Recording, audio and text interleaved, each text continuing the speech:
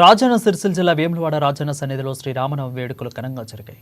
సీతారాముల కళ్యాణ మహోత్సవాన్ని అంగరంగ వైభవంగా నిర్వహించారు. శ్రీరాములవారి కళ్యాణ ఘట్టం తిలకించడానికి తెలుగు రాష్ట్రాల ప్రజలతో పాటు మహారాష్ట్ర ఇతర ప్రాంతాల నుండి భారీగా భక్తజనం తరలివచ్చారు.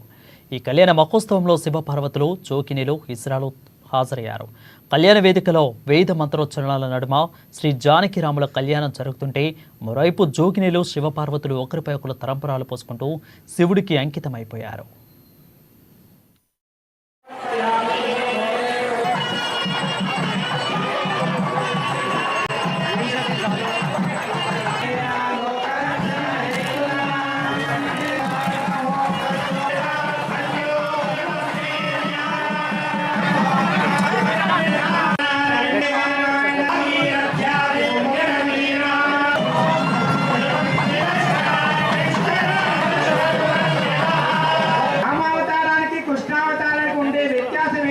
ఆచరించాలి.